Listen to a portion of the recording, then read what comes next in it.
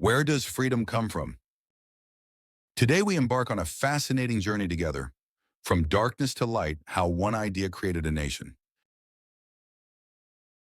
This story is a dramatic account of how an abstract philosophical concept sparked a massive revolution, ultimately giving birth to a new kind of nation we can only imagine. Let's trace how the Enlightenment, the flower of knowledge that blossomed in 18th century Europe, crossed the vast Atlantic and became a vivid political reality. What was the world like before the light of reason shone upon it? The European order before the 18th century could literally be characterized as pre-modern darkness.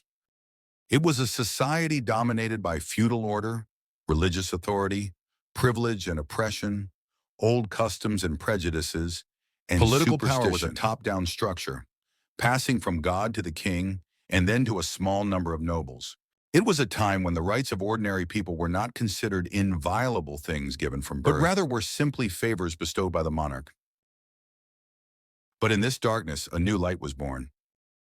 The Enlightenment, which began in Europe in the first 17th and 18th boldly criticized all existing authority using reason as its standard. One of the key thinkers of this movement was England's John Locke. He pioneered the British Enlightenment and later had a decisive influence on the American Revolution. Locke argued that all human beings are born with inviolable, natural rights, the right to life, liberty, and property. Furthermore, the state was seen as a product of a kind of contract created to protect the natural rights of the people. And if the state or government violated this contract and infringed upon the people's basic rights, the people had the right to resist and even replace the government. His famous quote, "A person can acquire property only through his labor," contains a profound philosophy about freedom and ownership. These Enlightenment ideas crossed the Atlantic and burst forth as a realistic cry in the American colonies. When the 7 Years' War left Britain with a huge financial burden, it imposed new taxes, such as the Sugar Act and the Stamp Act, to shift the burden to the American colonies. In response, the colonists resisted with a powerful slogan: "No taxation without representation." Why should they pay taxes imposed without their consent when they have no representatives in the British Parliament in London? This was considered a violation of the rights of British subjects as stated in the 1689 English Bill of Rights. This slogan combined the Enlightenment principle of government by consent with practical tax resistance, creating a slogan with enormous ripple effects. And finally, the people who put these great ideas into action appear. These are America's founding fathers. In the face of British oppression, the 13 colonies convened the First and Second Continental Congresses to begin a joint response. This historic meeting was attended by some of the later great founding fathers, including George Washington, John Adams, and Benjamin Franklin. The key figure among them was Thomas Jefferson. He participated in the Second Continental Congress as a representative of Virginia and as an outstanding writer and Enlightenment thinker. He played a very important role in theorizing the legitimacy of independence based on the philosophy of John Locke. The historic declaration born from their hands begins thus: "We hold these truths to be self-evident. All men are created equal and are endowed by their Creator with certain unalienable rights. That among these are life, liberty, and the pursuit of happiness. That to secure these rights, governments are instituted among men, deriving their just powers from the consent of the people." This phrase from the American Declaration written on July 4, 1776, and drafted by Thomas Jefferson, goes beyond simply declaring independence from Great Britain, and this clearly states directly the founding ideals of the new social contract theory and natural rights theory, and clearly states that the government exists solely to protect the rights of the people. And if it fails to do so, it justifies the people's right to resist the government. After declaring independence, they devoted themselves to creating a solid vessel to contain the Constitution of the Republic. The three core principles of this Constitution were, first, people's sovereignty, that all sovereignty lies with the people. Second, The separation of powers prevented certain powers ensuring that the legislative, executive, and judicial branches check and balance each other. Third, it established a strong yet decentralized system by rationally distributing power between the central government and each state government. All these principles were solely for the purpose of protecting the freedom of the people, but many worried that the new federal constitution alone would not sufficiently guarantee individual liberty. Thomas Jefferson also sent a letter to James Madison, strongly emphasizing the need for a Bill of Rights. Accordingly, after the Constitution came into effect, 10 amendments, the Bill of Rights, were added in 1791. This Bill of Rights, inheriting the spirit of the English Bill of Rights of 1689, established a strong legal mechanism to protect the fundamental rights of citizens from the power of the government. For example, the First Amendment guarantees freedom of expression, freedom of the press, freedom of religion, and freedom of assembly. Article 2 provides a strong shield to protect the people's freedom by guaranteeing the right to bear arms. Article 5 guarantees the principle of due process and prohibition of double jeopardy, and Article 6 guarantees the right to a fair trial.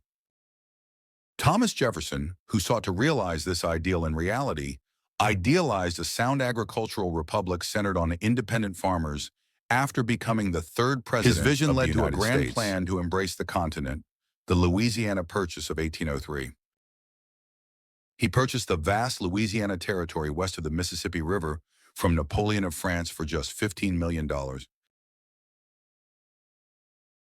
As a result, America's territory doubled overnight, laying the physical foundation for Jefferson's vision of an agrarian nation and ushering in the era of Western expansion. Even though the president's power to purchase territory was not explicitly stated in the Constitution, he made a bold decision. Jefferson's plans for the future continued after his presidency. He dedicated his last great work to founding the University of Virginia. Founded in 1819, it was the first university in the United States to be free from religious influence and to pursue pure higher education and rational inquiry. What is particularly noteworthy is the architecture and its ideology. By placing a library rather than a church at the center of the campus, he symbolically demonstrated the importance of knowledge and reason. And the library building, modeled after the Pantheon in Rome, embodies his will to inherit the ideals of the ancient republic. We also pursued academic freedom by introducing an elective subject system that allowed students to freely choose subjects without being bound by specific doctrines. But behind this great declaration of freedom lurked an inconvenient truth, a deep contradiction. Thomas Jefferson, who declared that all men are created equal, was himself a large plantation owner who owned over 200 slaves throughout his life. It is a testament to the tragic gap between the great ideals upon which the United States was born and its reality, and a reminder of how long it took for the concepts of freedom and equality to be fully realized. Nevertheless, the American Revolution was more than just the event that gave independence to a single nation. It presented a new political model to the world: popular sovereignty and republicanism. The idea of a republic in which ordinary citizens, rather than kings or nobles, govern the country as sovereigns has continuously inspired democratic movements around the world, surprisingly, including the French Revolution of our Republic of Korea today. Article 1 of the Constitution of the Republic of Korea clearly declares, "The Republic of Korea is a democratic republic. The sovereignty of the Republic of Korea resides in the people, and all state authority which originated in the American continent in the 18th century. This ideology has transcended time and space and has become firmly established as a universal principle of modern democratic states." Now let's take a quick look at the epic journey from ideology to nation. First, Act 1, the dawn of ideas. In the late mid-17th century, John Locke proposed natural rights and the social contract, and in the 18th century, the ideas of the Enlightenment spread throughout Europe. Next is Act 2, the flame of revolution.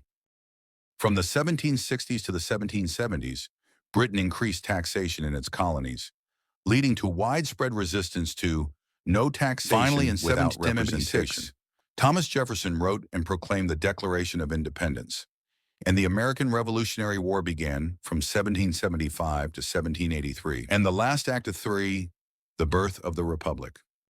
The U.S. Constitution was enacted in 1787, establishing a republic and the Bill of Rights was added in 1791 to guarantee civil liberties. In 1803, Jefferson expanded the territory by purchasing Louisiana, and in the 20th century, Article 1 of the Constitution of the Republic of Korea in 1948 proclaimed that the Republic of Korea is a democratic historical process in which philosophical ideas give rise to concrete resistance, and that resistance culminates in the creation of institutions that create a new nation. Thomas Jefferson resonates deeply with us.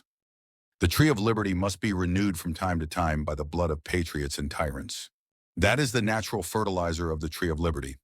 The idea of democracy is not a finished nation. It is a process that we must constantly question, challenge, and maintain through our own efforts. This journey toward freedom has continued in the past, is ongoing, and will continue in the future.